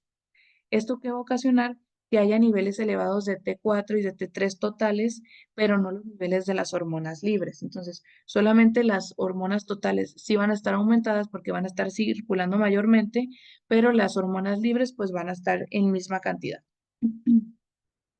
El feto depende de la T4 materna. Entonces, ¿qué es lo que va a ocurrir?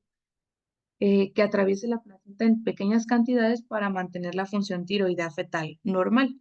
Entonces, básicamente el feto va a estar secuestrando hormona T4 de la mamá.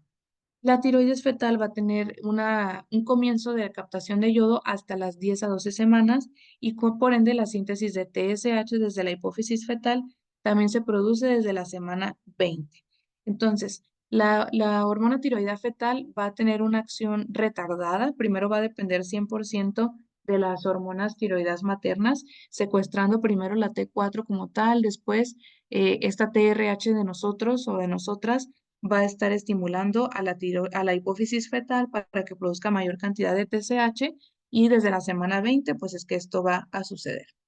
Al nacer incluso se puede encontrar T4 en la sangre umbilical fetal, pero pues es de origen materno. Entonces, aquí vemos este esquema donde está esta regulación, que va a estar como una regulación cruzada, que tiene un efecto desde la placenta que se está produciendo la beta-HCG directamente en la glándula tiroides materna para que haya una retroalimentación negativa o positiva. Acerca de las pruebas de función tiroidea, tenemos que tener cuidado porque puede haber un diagnóstico erróneo de un hipertiroidismo subclínico, porque dijimos que van a estar aumentados los valores totales de T3 y T4, pero no necesariamente por un aumento de la producción materna, sino también puede ser efecto de producción fetal. Y hay que tener cuidado también en no diagnosticar un hipotiroidismo temprano debido a la supresión de TSH. Entonces vimos que como una retroalimentación negativa Si hay un aumento de las hormonas tiroideas T3 y T4, la tiroides materna va a decir, ah, pues ya no voy a producir TSH, perdón, la hipófisis, porque la tiroides está funcionando súper bien. Entonces, esto va a ocasionar que en las pruebas de función hepático lleguemos a encontrar una supresión leve de la TSH y decir, ah, tiene hipotiroidismo, pero en realidad no sea. Y nosotros ya suplementándola. Y la tasa metabólica basal va a tener un aumento hasta en 25%, entonces esto asociado al aumento de los requerimientos de hormonas tiroideas. Acerca de la paratiroides, la disminución aguda o crónica en el calcio plasmático o las caídas de los niveles de magnesio van a estimular la producción de esta paratormona. Por el contrario, si hay unos niveles altos de calcio y de magnesio, pues no se va a liberar esta hormona. Y la acción de ella sobre resorción ósea, absorción intestinal eh, reabsorción renal es para elevar las concentraciones de calcio en el líquido extracelular y que los niveles de fosfato disminuyan. Entonces, asociado a esto, hay un aumento en la producción de vitamina D que es probablemente por aumento de la producción placentaria de hormona paratiroidea, que es una proteína relacionada con la hormona paratiroidea. ¿En dónde más vamos a encontrar esta hormona o este péptido similar? En trastornos de hipercalcemia debido a malignidad. Entonces, en las pacientes embarazadas podemos ver un aumento de este péptido, pero no por malignidad, sino porque se está produciendo en la placenta para ayudar a la reabsorción de calcio. ¿Por qué? Porque necesitamos mucho calcio. Ya platicábamos antes, pero no lo vayamos a confundir con que tenga un trastorno maligno. Acerca de la calcitonina, las células C que secretan calcitonina se van a localizar en áreas perifoliculares de la glándula tiroides y esta se va a oponer a las acciones de la paratormona y de la vitamina D. Entonces va a proteger el esqueleto materno durante periodos de estrés por calcio. Estos niveles de calcitonina fetal son al menos 2 veces mayores que los niveles maternos. Y esto explica por qué el feto o por qué en general el feto va a tener como predominancia sobre el calcio. ¿Por qué? Porque sus niveles de calcitonina son mayores, entonces él no lo va a soltar. El calcio es todito para él, casi al doble de cantidad. Acerca de las suprarrenales, hablando del cortisol, pues vamos a ver un aumento del cortisol circulante, pero gran parte va a estar en unión con la transcortina. Sin embargo, la vida media de esta transcortina pues se va a duplicar, que es la globulina fijadora del cortisol. Y a medida que progresa el embarazo, el cortisol libre pues va a aumentar por igual. ¿Qué teorías se tienen acerca de esto? Es que necesitamos más cortisol como preparación para el estrés del embarazo, del parto y de la lactancia, que los tejidos son refractarios al cortisol y por eso se esté produciendo más y que ayude a mantener una homeostasis en respuesta a los niveles elevados de progesterona que hacen una regulación negativa. La aldosterona que nos va a servir como protección contra el efecto natriurético de la progesterona y el péptido natriurético auricular que dijimos que tenía un valor normal. La desoxicorticosterona aumenta la producción en el riñón como resultado de los estrógenos y los andrógenos también vamos a verlos aumentados en el embarazo, o sea, va a haber un incremento de los niveles plasmáticos maternos de androstenediona y testosterona. Esto probablemente tiene un origen en el ovario y no lo vamos a ver como tal como testosterona porque hay una conversión a 17B estradiol desde el trofoblasto. Entonces, sí hay un aumento circulante de los andrógenos, pero finalmente se convierte en algún tipo de estradiol o de estrógeno, pues. Y el sistema musculoesquelético, alteraciones que vamos a ver en este nivel son la lordosis progresiva, que hay mayor movilidad de las articulaciones sacroiliacas, sacrocoxígea y púbica por relajación de los tejidos de las articulaciones, y el fortalecimiento articular va a comenzar inmediatamente tras el parto, completándose hasta en 3 a 5 meses después de eso. Entonces, sí se vuelve a un estado como previo al embarazo, pero también es tardado, hay que tenerle paciencia. Y ya por último, nada más, acerca del sistema nervioso central, también se ha descrito que hay problemas en la atención, en la concentración y en la memoria, y se ha visto o se ha estudiado que hay una disminución del flujo sanguíneo en las arterias cerebrales media y posterior maternas, pero esto no está concluido, o sea, está todavía en estudio, es como que en investigación, pero que sepamos que pudiera asociarse a eso. Acerca de los ojos, también vamos a tener una presión intraocular disminuida porque aumenta el flujo de líquido o del humor vítreo y la sensibilidad de la córnea va a disminuir. ¿Por qué? Porque va a haber un edema corneal. Ya dijimos que en todos los tejidos va a haber alteraciones en la vascularidad, entonces en este nivel no es la excepción y también vamos a ver un aumento del flujo de líquido al tercer espacio. Acerca de opacidades de color marrón rojizo en la superficie posterior de la córnea, que son los usos de Krukenberg. Esto es como semejante a las telangiectasias o a todo este oscurecimiento por melanocitos que vemos en todos los tejidos, pues también en el ojo lo vamos a encontrar en forma de estos usos. Y la pérdida transitoria de la acomodación también va a estar asociada a este estado gravídico. Finalmente, durante el sueño vamos a ver una dificultad para conciliarlo, esto desde las 12 semanas y hasta los 2 meses posparto. También además, pues veríamos que hay una menor cantidad, o mayor despertar nocturno y dificultad para volver a quedar dormida y pues menor eficiencia de este mismo. Entonces, me parece que ya era todo lo que íbamos a ver. Déjenme, otra vez me aparezco por aquí. Ay, no me veo. Y pues esta fue la clase de hoy. Espero que les haya gustado. La verdad es que me entretuve mucho haciendo la presentación. Igual estas se las voy a pasar porque no me lo van a creer, pero va a ser la primera clase que les van a pedir en la residencia acerca de los cambios fisiológicos del embarazo.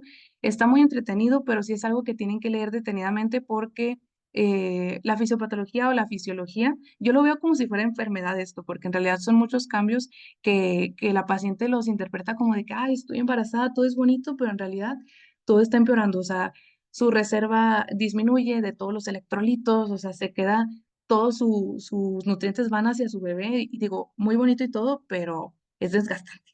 No quiero estar embarazada todavía. Entonces, espero que esto nos puede explicar pues ciertas patologías de las pacientes embarazadas y poder discriminar con enfermedades que ya platicamos. Yo les recomiendo mucho leer este tema del Williams, que es donde yo basé la presentación. También vienen algunos capítulos de otros libros que les voy a compartir ahí por el grupo de Telegram para que ustedes lo estén leyendo. Y pues nada más véanlo así como que por encimita, la verdad es que es como que la base para entender las patologías o entender a las pacientes que están ahí en trabajo de parto, porque a veces requieren mayor cantidad de líquidos, luego que veamos el efecto de la oxitocina en la conducción del trabajo de parto, cómo también tiene efecto en la circulación, en la distribución del volumen, cómo vamos a ver cambios de la presión arterial, cómo vamos a ver cambios de la frecuencia cardíaca, entonces todo esto tiene mucha importancia. Así que estudienlo bien, pero así como que rápido, ahorita, yo siempre les recomiendo, antes de la residencia, ustedes nada más entren a la clase, véanla, hagan su mini resumen y con eso. Miren, de todas formas, el R1 es pesado y ya tendrán tiempo para ponerse a estudiar a profundidad. Entonces, ahorita traten de aprovechar su tiempo libre, pero sí estudien un poquito. Espero que les haya gustado. La próxima clase, ay, ahorita no me acuerdo si es registro cardiotocográfico, me parece que sí.